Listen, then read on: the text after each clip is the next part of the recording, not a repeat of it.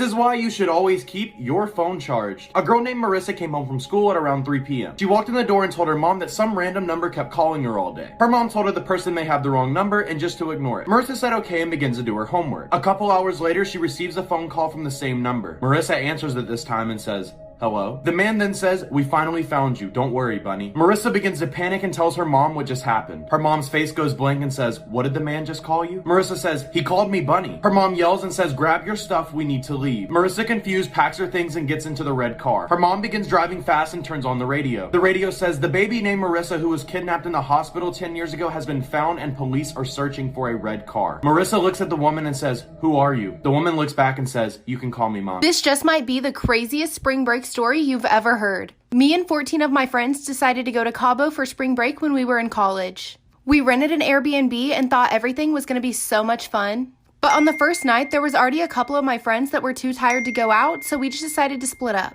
Half of my friends stayed at the house and half of us went out to a bar. The bar we ended up going to was right on the water, and as we're sitting there eating our food, a yacht pulls up. And I don't mean like a small yacht, I mean like a huge party yacht. There was little dinghy boats bringing people to and from the yacht. My friend that spoke Spanish went over and started talking to one of the boat taxi drivers. He said that if we wanted to, we could all jump on his boat and he would take us out to the yacht.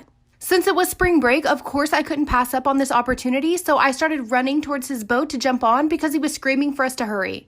I was in such a hurry to make sure that I got on that boat, I didn't even look back to see if my friends were behind me. By the time that I realized none of my friends had come with me, I was already halfway to the yacht. Since I was already halfway to the yacht and I didn't speak any Spanish, I just decided to wait it out, get on the yacht, and make some friends when I get there. Luckily, there was plenty of other students there on spring break, so I made plenty of friends. I ended up just staying on the boat all night because the taxi stopped running, but as soon as I could get off in the morning, I went ahead and got off. I called a taxi to drive me back to the Airbnb, but whenever we pulled up to the gates of the neighborhood, there was security and police everywhere. My taxi driver kept driving and dropped me off at the front door, but when we pulled up to the Airbnb, it was literally surrounded by police. That's when I realized that this had to have something to do with me and my friends, and it wasn't just the area we were in. When I saw my friends, I ran up to them and asked them what was going on. It turned out that one of my friends who had stayed at the house ended up falling down the stairs in the middle of the night, breaking the banister and one of the paintings on the wall, and had to be rushed to the ER because he split his head open. The property manager had called the police to make sure that we paid for the damages to the house. The weird part is that they wanted it in cash and said we weren't leaving until we paid. My friend that spoke Spanish was the only one that was able to actually talk to the police. They told her that if we didn't pay for the damages to the house in cash, we weren't leaving the property. We had the money to pay for it, but not in cash because they were wanting over $2,000. We were all freaking out thinking that we were going to be held hostage here in Cabo forever. We all called our parents, who then contacted the U.S. Embassy, and before we knew it, our faces were all over the news with the headlines, 15 American college students held against their will in Cabo. At the moment, there was nothing we could do, so we just decided to go back in the house and sit down and wait. I guess the property manager had also ended up calling a maid service to help clean up the damage done inside the house. Whenever the maids got there, we explained to them what was going on and that we were absolutely terrified. Luckily, they had already seen the news, and so they were willing to help us. They moved all their cleaning supplies into the house and backed their van into the garage. They explained to my friend that if we all got in the van, they would drive us to a nearby hotel where we could stay the rest of the trip. The police were guarding the front door, but we all snuck around them and ended up getting out. We did have to stay in a gross hotel for about a week, though. Storytime of how my best friend got so weirdly obsessed with me that she even plotted to kill my boyfriend. So at the time, me and this girl, let's just call her Olivia, had only been friends for about 2 years. I mean, we really did everything together. We were with each other 24/7, and I mean, we were pretty good friends. But the only thing about our friendship is she did not like when I had other friends. I mean, she didn't have any other friends herself, but literally she would joke around about strangling my other friends because she didn't like when I gave my attention to anyone else. But honestly, I just thought of it as a joke. And then I started dating this guy, let's just name him Jacob. He was probably the sweetest guy I had ever met, and he was a real simp for me. So we started dating and about 4 or 5 months go by, and he started getting these texts from a random number. And it would always be cringy things like leave her or you die, get away from her, and like stupid cringy threats. Then one night, me and him were just hanging out. Then he gets a text with his exact address saying he had till tonight to leave me or he wouldn't see another day. Then we hear a knock at the door. I'm running out of time, like for part 2. Part 2 of how my best friend got so weirdly obsessed with me that she plotted to kill my boyfriend. So continuing on with the story, we heard a knock at the door and it ended up being her. And she said, "Oh, I'm just coming by to check on you and make sure you're okay." Mind you, we were at his house. And he looks at me like, what is she doing here? So I asked her to leave, and then she ends up getting so mad at me just because I asked her to give us alone time. So the night goes on, and then when I get home, she's in my room. At this time, my whole entire family was out of town, and I was the only one home. So I was like, hey. It was literally just like a normal night, and then I go to shower, and when I get back out of the shower, she's gone. And then my boyfriend calls me, and he goes, why is Maddie here? She had like this black mask on, but she's stupid enough to not realize that we know it's her. And I mean, we're being real here. She was my best friend at the time, so of course he's not going to call the police on her. But she had a knife in her hand, and he opens the door and he like pins her against the wall and then calls 911, I guess. And then to sum it up, when they get there, she tells them everything that she was going to do, and then they put her in a mental hospital. But she said that she was going to murder everybody that gets close to her. Crazy story time about how I found my aunt and my boyfriend hooking up at a family function. So every year my mom and stepdad would have a Christmas party and everyone from both sides of the family would come. And I also invited my boyfriend. And at this time my boyfriend and I were both juniors in high school. So everybody came to the party and everything was going good. Well, like an hour into the party, all the adults were super drunk. So before we all opened gifts, I decided to help my mom clean up dinner. So while I'm washing the dishes, I look over and my aunt and boyfriend are talking a lot. And she started to get really touchy with him, but I didn't think anything of it because she was super drunk. So after I'm done cleaning up, we all start opening gifts. And my boyfriend goes up to my room to go get his phone off the charger. And after he went upstairs, my aunt was like, oh, I need to go throw up. So about 10 minutes goes past and my boyfriend's still up in the room grabbing his phone, so I went to check on him. And I walk upstairs to see my aunt and my boyfriend laying on my bed making out. Like for part 2. Part 2 to how I caught my aunt and my boyfriend hooking up at a family function. So like I said, they are laying on my bed making out. Doors wide open, they don't even bother to shut the door. And both of their shirts are off. And I think I should just put in here, my aunt is like 28. She's on my stepdad's side. She's really young. So they look up and my aunt's just like drunk as fuck looking at me. And she's like, do you want to join? Like, bitch, what the fuck? So I'm just like shook and I start screaming. Everybody rushes up the stairs and my mom pushes me out of the way and sees my boyfriend and my aunt laying on my bed with their shirts off. So my mom starts screaming at everybody. So my mom calls the cops, says that an adult is touching an underage boy, and she calls his mom, tells her what happened. So my boyfriend and I broke up, so that spread around the whole school, and word got out that they actually started seeing each other. Story time on how my mom threw hot boiling water at my dad. Okay, so boom. My parents been together for 15 years at this point and I was only 14. My parents were only dating for a couple of months and then my mom got pregnant with me. So they ended up getting married soon after. The only problem with that is my mom never really got to know my real dad. He had anger issues, and I'm talking real anger issues. And he refused to go to therapy. Well, I'm sure you guys guessed it. My dad was putting his hands on my mom, and I mean beating her for dumb reasons. And every time I tried to stop it, my dad would literally turn around and beat me too. You would think he would stop for his daughter. But because he would beat me so bad, my mom always told me to stay out of it. Well, one day my mom was cooking and she was boiling some water. My dad came home and seen that she was cooking and got angry. He said that his food should be ready before he gets home. My mom just stayed quiet and he went to go hit her. But this day, my mom was tired of it. So something changed. Like for part 2.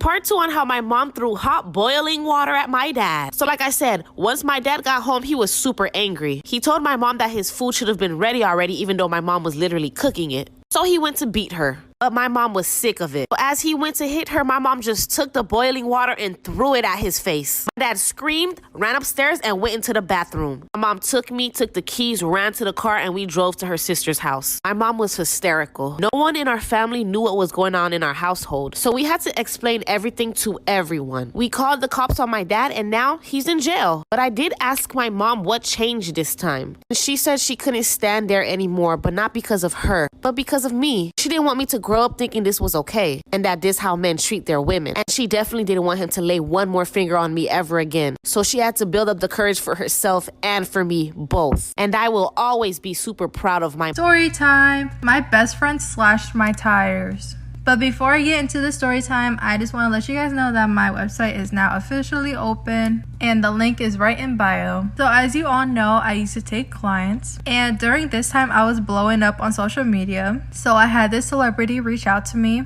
and they wanted their nails done, and I'm like, of course. So I had to travel to them And of course, the first person I had to tell was my best friend. I told her all the details, where I was going, what time I was leaving, how far the distance was. And I thought she would be more happy for me, but her response was like, oh, that's cool, I guess.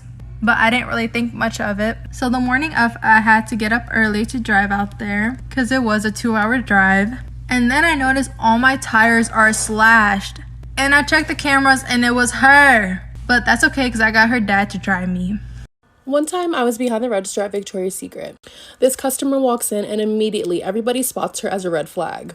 She's just picking up items, throwing them in her bag, not looking at sizes, not looking at colors. So everybody's like, Everyone's on their walkie like, watch this customer. She's coming to the fitting room. She's headed to the cash wrap. Somebody get her. Check her ID. Get her. Get her. She has a bag full of stuff. And guess who gets her at the register? Me. So she comes to my register and she dumps out her stuff and we're having a regular conversation. Hi, how are you? Yada, yada, yada. Her total comes up to probably between $700 to $900. It was expensive. My manager is at the register next to me talking to me on the walkie. Ashley, make sure you get that ID. Don't matter what she using, make sure you get that ID. So I ask her for the ID because she's paying credit. Why do you need to ask for my ID? Just take it, run it. I'm like, no, ma'am, I'm sorry. I need your ID for the purchase. She starts to raise her voice at me.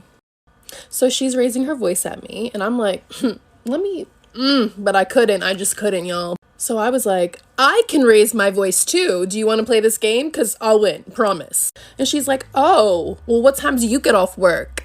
And I'm like, I'm closing. I'm actually getting off at 11. Would you like to pick me up? And then she calls me stupid. She's like, you're fucking stupid. And I'm like, okay, you know what? I'm gonna eat that. Then she calls me a dumb bitch. Whew. So I took a deep breath. And I said, fuck you, you dumbass bitch. Your broke ass can't even afford these motherfucking clothes and you over here trying to scam me. Fuck off my line. And honestly, me and her just started going back and forth at each other like, My manager's like, go to the back, go to the back, go to the back. I'm still cursing her out as I'm walking to the back of the store. I really thought I would get fired, but I actually didn't.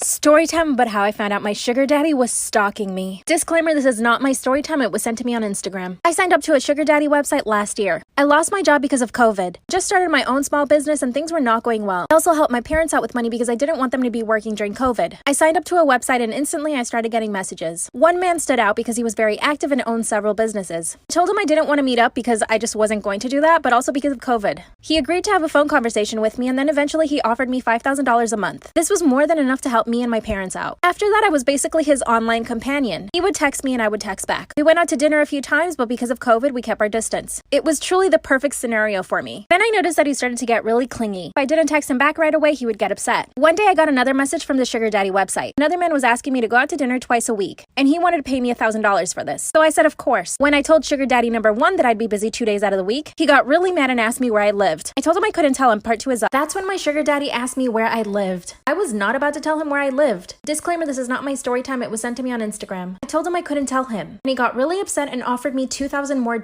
which means that he would be paying me $7,000 a month. Then he said that he didn't want me to be with any other sugar daddies. At this point, I hadn't even told him that I was approached by another sugar daddy. So how did he know that I was talking to another one? I accepted his offer of $7,000 a month, but this only made him even worse. He would call me all the time and ask me where I was, and he would constantly ask me where I lived. He noticed a change in me, and that's when he offered to buy me a car. A Mercedes, to be exact. I didn't know if I should accept or not because I knew it would make him feel like he had more ownership over me. I told him that I wasn't sure if I should accept the car because of his behavior. Then he said that he would buy me my own apartment. I felt really creeped out, so I decided not to answer his phones or his messages the rest of the night. 2 hours later, I'm laying in bed and I hear a really hard knock at my door. It was him. Part 3, my sugar daddy starts banging on my front door. Disclaimer, this is not my story time. It was sent to me on Instagram. And he didn't know where I lived. I look through the peephole and I tell him to leave. That's when he shows me a wad of cash. He tells me I can keep it with no strings attached. I said no, and that's when he started calling me names. He started yelling really loud. I was hoping my neighbors would hear and call the cops. In order to calm him down, I opened the door and I let him in. Big mistake. He asked to use my bathroom, and that's when I grabbed his phone. I saw on his camera roll that he had pictures and video of me. He'd been following me around for months. I started calling the cops, but that's when he came out of the bathroom.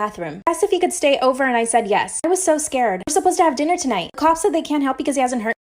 Story time about how I got catfished by my best friend. Disclaimer, this is not my story time. My now ex-best friend and I hung out almost every single day. We were super close. Let's call her Natalie. Natalie and I would sometimes get into drama, and her mom didn't like this. She considered me a bad influence on Natalie. But honestly, the drama was coming from both sides. Natalie and I had a group chat with one other person. One day, Natalie sends me a message through the group chat saying that she couldn't be my best friend anymore and that she's really sorry. She really didn't explain why, though. I was crushed. She had been my best friend for so long. 3 weeks ago, I noticed that someone added me on Snapchat by search. I didn't really think too much about it. I added them back and we started having a conversation. She was a young girl my age and we started having conversations about boys we had crushes on, school, and lots of other things. I asked her to send me a picture of herself and she said she couldn't. That should have been the first red flag. Then we decided to meet up at the mall. I wait for her at the mall but she never shows up. I'm at the mall waiting for this girl to show up but she never does. Disclaimer, this is not my story time. Like I said before, this girl told me she couldn't send me any pictures, so I didn't even know what she looked like. That's when I started suspecting something. We got along so well in our Snapchat conversations, it was almost too good to be true. So of course, I decide to call her. And guess who answers? Natalie, with her new friends who she knows that I hate. At that moment, I realized that she dumped me and then got with these new girls that she knew I hated.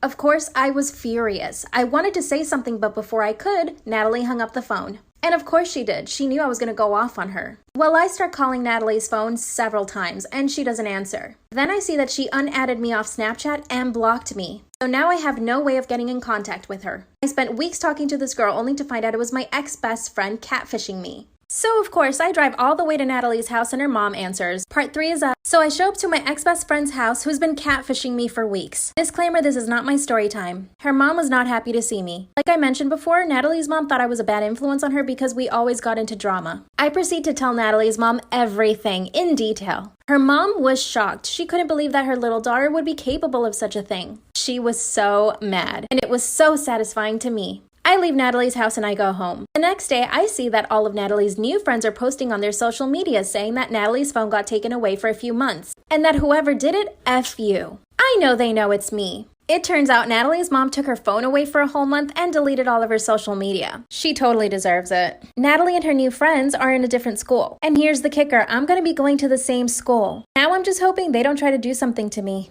And if they try, I'm so ready. Story time. My boyfriend cheated on me with my brother. By the way, this is not my story time. It was sent to me on Instagram. So this took place in middle school. I was in 7th grade. And one day there was a new kid in my class. His name was Dylan. And I like making people feel welcome. So I was just talking to him and showing him around the school. And after that, I just ended up getting his number and we started texting. After texting for a few months, he finally asked me out, so I was super happy. Then I started inviting him over my house, but I would tell my parents he's just a friend because I was too young to date. But he would always be over my house. Since my brother was only a year older, he would always be hanging out with us as well. So during this time, soccer season came up, so I couldn't really hang out after school anymore. So Dylan and my brother would just continue hanging out without me. I didn't really think much about it, but one day my practice got canceled due to the weather. And when I came home, you won't believe what I saw. Part 2 is up. Part 2. Like I said in part 1, my soccer practice got canceled early due to the weather, so I got to come home early. And the first thing that I do when I get home is run into my brother's room. Because usually Dylan and my brother are just playing video games. But not this time. I walked into them making out. So at this point, I didn't even know how to react. Because neither one of them has ever came out to anybody. I was just overall confused. And a little pissed off. It turns out they both had feelings for each other. And they both came out at the same time. And I didn't speak to either one of them for like a month, but I got over it because I realized how much my brother really loves Dylan. But now fast forward 8 years, they are still together and they plan on getting married soon. If you want to send me a story time, send it to my Instagram at Anacrylics. Story time about when my mom caught me doing it with my best friend. I was 16 at the time, and there was this new boy that moved in across the street from us. He was super cute, and I noticed him right away. My parents were super strict. I wasn't allowed to have a boyfriend or even any guy friends, and I knew right away that I wanted to at least become this guy's friend because he was so cute. So one day I told my mom, hey, why don't we take cookies or something to welcome the new neighbors in town? And my mom was like, that's a great idea. So we end up going over and we meet them. They're really nice. And the cute boy comes downstairs and he tells his mom he's going to go to Bible study. Well, when we get home, I tell my mom, hey, you know what? Maybe I should join a Bible study group too. And my mom was like, great idea. She even told me to go ask him about it since he had mentioned it. One day he's mowing the lawn, so I decided to go talk to him and ask him about the Bible study group. He actually ended up taking me there that same day, and we had a fun class. Over the next few weeks, we became really, really good friends. Best friends. We told each other everything, but there was always attraction between. Part 2. So my neighbor, I'll call him Curtis, we're really good friends at this point, but we were always attracted to each other, but because we were in Bible study together and our parents were very religious, we kind of tried to stay away from anything. One day, we're in my house chilling in my room because I knew my mom wouldn't be home for a while, so I told him to just come upstairs. We ended up eating Pop-Tarts and watching a Netflix show. The whole time I was mustering the courage to tell him that I really liked him because I really felt that I wanted to be honest with him instead of just lying to him, and the whole reason why I even got into the Bible study group was to be with him, or at least spend time with him. So finally, I just blurted it out. I said, I like you, and I like you like a lot. He just stares at me blankly, he doesn't know what to say, and I could tell that he was kind of nervous. So I said, do you like me too? He said, yes, you know that I do. And then we started making out. This was the first time I'd ever been kissed, and it was the first time I'd ever had a boy in my room by myself. I kept thinking my mom could come home at any moment, so I told him that he should go home. Suddenly we're on my bed and we're doing things that I'd never done before. Suddenly my door swings open, and guess who it is? Part 3. So my mom swings the door open and she sees us on my bed doing stuff. Of course, I'm mortified. I'm super embarrassed. I'm also embarrassed because I know how she's going to react in front of him. My mom, of course, just starts yelling her head off. Then we walk over to his house. She proceeds to tell his mom what we did. And then 5 minutes later, my dad walks into their house. I was really afraid of my dad. So now we're in their kitchen, and his parents and my parents are just staring us down and telling us that what we did was completely wrong. Then my dad starts saying that we need to get married. I can tell Curtis is freaking out. Of course, I'm freaking out too. His parents actually agree that we should get married. Thankfully, my mom was completely against it, and she said absolutely not, they're too young. I literally felt like I was dying. I was obviously grounded for months, couldn't go anywhere, I couldn't do anything, and I obviously didn't speak to Curtis again. Then my mom tells me that Curtis and his family actually moved away. My heart was completely broken. A few years later in college, I contacted him through Facebook. We met up, and we've been together ever since. I knew that our connection back then was super strong, and it is now. Did you know that you can die from chewing gum? And I don't mean choking. Yeah, I didn't either. Allow me to explain. Trigger warning. 19-year-old Samantha Jenkins was your typical adult teen, aside from her addiction to chewing gum. But why would her mother be concerned? It's not like she was out partying or making irresponsible choices. One afternoon, Samantha went out to lunch with her sister where she grabbed a soda to bring home with her. After, she began complaining of a profound stomach ache and claimed her soda was going right through her. Her mom hurried to the kitchen to prepare her some tea when she heard an ominous thump coming from her daughter's upstairs room. She found her lethargic on the floor where she asked, "Is this how it feels to die?" Samantha began convulsing. Her family rushed her to the hospital, where she was induced in a coma. She never stopped seizing, making it impossible to give her fluids or meds. Tragically, Samantha never came back. Upon autopsy, several large chunks of green chewed gum were found stuck to her stomach lining. Her electrolytes were severely out of whack. It appeared that somehow the excessive gum chewing poisoned her to death. Storytime about how my ex-boyfriend accused me of cheating on an all-girls trip. So a little background information, I was 14 or 15 around the time, and it was the summer of my freshman year. So within the last few weeks of my 8th grade year, one of the more popular boys asked me out, and we're gonna call him Carson. I wasn't like super popular at the school, but I was like a medium maybe. But I was raised in a super strict household, where the only phone that I pretty much had was one that was able to call 911 and my parents. And I especially was not allowed to be talking to boys. So Carson had the great idea of giving me his old phone, and throughout the summer, I would text him on there. Well, I started realizing him getting really toxic. Anytime that he would see my Snapchat location change, he would be like, "Where are you going? Why didn't you tell me you were going here?" So I started distancing myself a little bit from him. Also because our relationship was just moving way too fast. Within the first month of us dating, he was talking about wanting to marry me. Like for part 2. Part 2 about how my ex-boyfriend accused me of cheating on him on an all-girls trip. So like I said, I started distancing myself from him because he became too attached and was just way too toxic. Well, I was also in a lot of clubs in school, and a few of them would require me to go on trips. Well, the one that I went on was an all-girls trip, and before I left, I texted Carson letting him know that I wouldn't have my phone all week. Well, on the last night of my trip, there was a girls and boys dance. There was like a group of boys from a different school that we were meeting up with, and I tried staying back at the cabin, but they wouldn't let me. So we started doing dances that required partners, so I was pretty much forced to dance with one of the boys. Well, when I came back home, I got 100 texts from Carson calling calling me a bunch of nasty names, and you can probably guess them. And somebody got a picture of me dancing with one of the boys. And Carson sent it to me and said, "We're done." So after that, I just ignored him. And then literally that night at 1 a.m., he was texting me saying, "I miss you. Please come back to me." Like for part 3 about how my ex-boyfriend accused me of cheating on him on an all-girls trip. So like I said, I received over 100 messages from him. He got a picture of me dancing with one of the boys and said, "We're done." And then at 1 in the morning, he's like, "I miss you so much. Please don't leave me. Like, I've been doing so bad while you were gone." So of course I didn't accept his apology and I just blocked him on all my social media. And the next day I wake up to messages on my Instagram, my Snapchat, my Facebook. Like, who even uses that? Unless you're talking to family. Well, then Carson decides to tell everybody at my school about how I'm a lying, cheating scumbag. And now, 3 years later, no good guy from my school wants to date me. So now whenever I'm talking to a guy, I have to make sure that they're not affiliated with Carson in any way. But low-key, I had a really good glow-up, so all the hot boys want to talk to me now. And Carson's pretty much still a scumbag. This is why you should always watch videos to the end. In 2003, a woman came home to her apartment to see that her door was unlocked. She went inside, nothing was missing, so she assumed she must have left it open. When it happened a few more times, but still nothing was missing in her apartment, she went out and got a camera, set it up in her apartment aimed at the front door.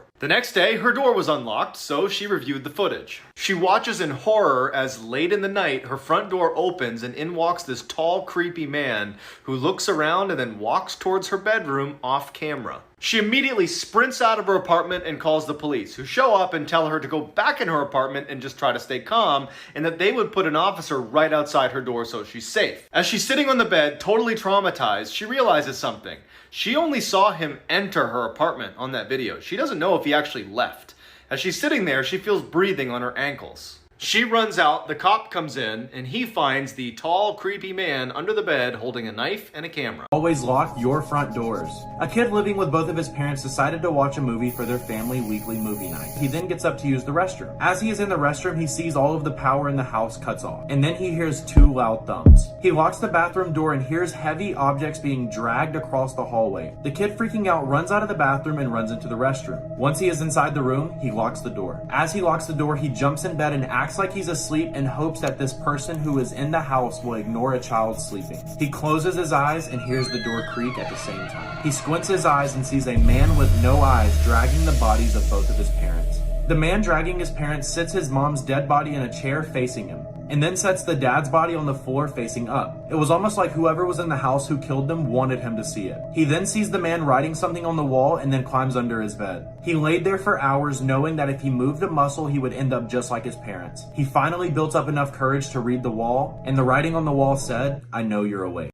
This is why you should never leave the table when you're on a blind date. One of my best friends and I worked at the same restaurant. When I came in later that day for my shift, she told me a crazy story. She said that her first table were this guy and this girl, and she could tell they were on a first date. The girl was nervous, so she ordered a glass of wine. As far as she knew, the date seemed to be going well, and the girl got up to go to the bathroom. Right when my friend was about to come over and bring the silverware, she saw him put something in her wine. My friend, obviously terrified and freaking out, let our manager know, who then let the police know, and ran into the bathroom to tell her what was going on. The girl ended up staying in the bathroom until the police came, arrested him, and escorted him out of the building. It was noon. I just found out that my daughter is engaged and getting married to a man who is 20 years older than her. She's 19 and he's almost 40. Apparently, she's been seeing this man for the last 6 months and recently announced their engagement. I am in disbelief. What makes it worse is that she had confided in my sister, her aunt, about this when she first started seeing this guy. My sister encouraged her to do what makes her happy and basically pushed her into this relationship. Now she swears up and down that he's the love of her life and they're meant to be. She just told me about the relationship 2 weeks ago because she said she knew her father and I wouldn't be okay with it and was afraid of my reaction. She wanted me to meet her future husband before she introduced him to the rest of the family, so she invited me to brunch with them. When I arrived, I could instantly tell that this man knew what he was doing. I can't fathom what a 19-year-old and a 40-year-old have in common. I know this man is well off from the way he spoke about work. I could feel my teeth grate every time he put his hand on my daughter's lap, and it made me extremely uncomfortable to see them affectionate towards each other. Throughout the entire brunch, I was biting my tongue. However, when he mentioned that he wanted to purchase a house in another state for them to start a family soon after the wedding, I lost it. Things got extremely heated from here.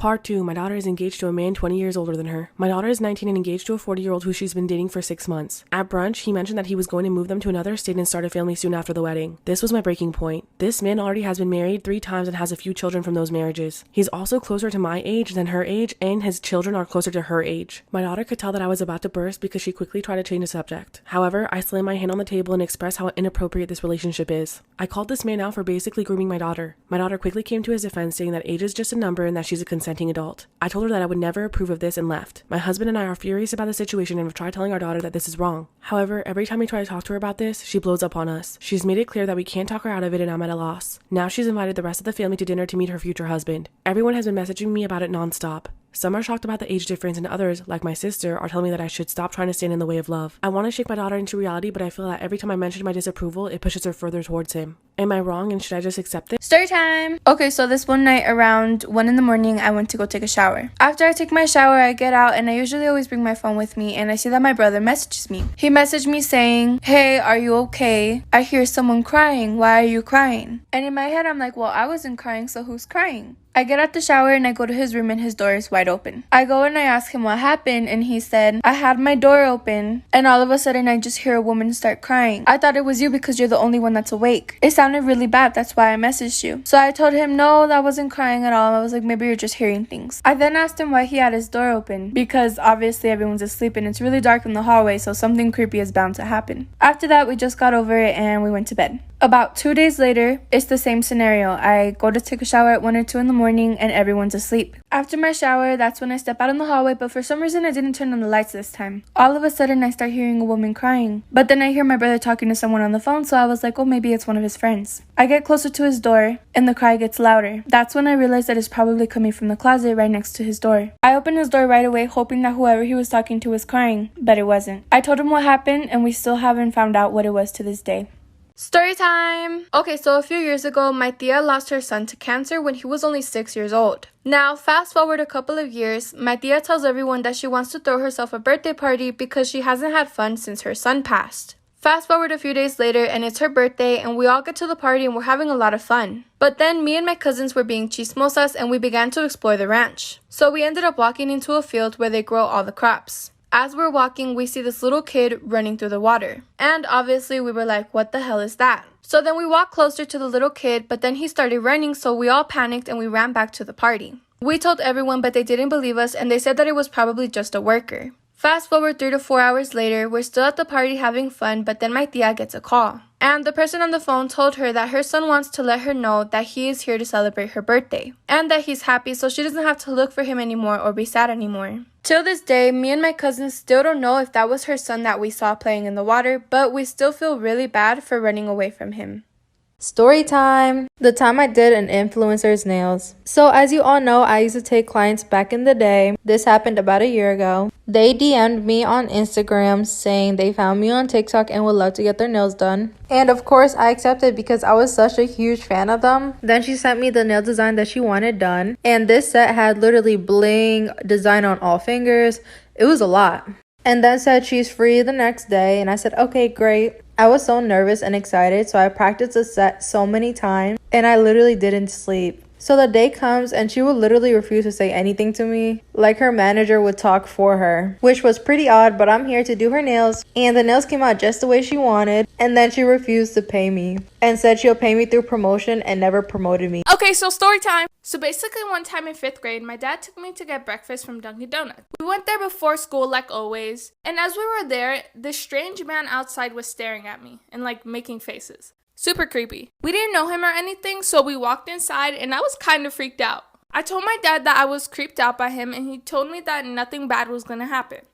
Or so he thought. So we got our foods and we ate it, everything was fine, you know, chill. After we were done, we got up to leave. The man was gone by now, so I felt better But then on the way to my school, I saw him walking on the sidewalk. Like, I figured he was going to his house or, like, somewhere else. When we got to my school, no one was outside. It was kind of weird. We went to open the door because my dad was a part of the PTA, so he came in with me. The door, for some reason, was locked. My music teacher out of nowhere ran out and brought us inside quickly. She told us that our whole school was on code red. Scary. And that a man was in our school, so we went inside and I went and hid in the music room. Like for part 2. Okay, so part 2. So I went and hid in the music room. Dad was in the PTA room, which was close by. Literally started crying because I was so scared and they weren't telling us anything because we were too young. I guess they didn't want to scare us. That didn't work. Once the code red was over, about 30 minutes later, we went to class. I went to go find my dad and make sure he was okay and see if he knew anything, and he didn't. When I got in my classroom, we were all talking about it, and my teacher said that the man just walked in and told them he was looking for one of his teachers from like 15 years back. Huh? They gave us a description of the man, and I realized it was the same man from Dunkin' Donuts. He just walked in my school. I was freaked out because I saw him at Dunkin' Donuts before school started, and I hoped I never saw him again. But a few weeks later, I saw him again multiple times at the same Dunkin' Donuts. He literally just stared at me all the time. So yeah, that's my little story. Creepy story time about how my aunt passed away, part 2. So like I said, she makes us all sit down at the kitchen table and she pulls out a Ouija board. She was like, I found out how I can get some answers. I just feel like I need you guys around me for positive energy. And my family is very, very religious. Like, we don't fuck with that shit. But because my mom felt bad for her, she let her use it in our house. But my mom didn't want my sisters and I around that, so she just sent us to bed. Well, the next morning, I wake up and I ask my mom what happened with the Ouija board situation. My mom just said that it was really scary, because before she thought it was like a load of bullshit, and she said that her and my dad didn't touch the Ouija board, because like I said, they were very religious and did not mess with that stuff. But apparently, it said for her not to buy a house with the numbers 2815. Well, 2 years later, my aunt got remarried, and her husband ended up having 2 kids. So they bought a new house, and no, it didn't have the numbers on it. One of their kids accidentally shattered the glass door, so they went and got a new one, and it came with those exact numbers on it. 2 days later, the house burnt down and nobody survived.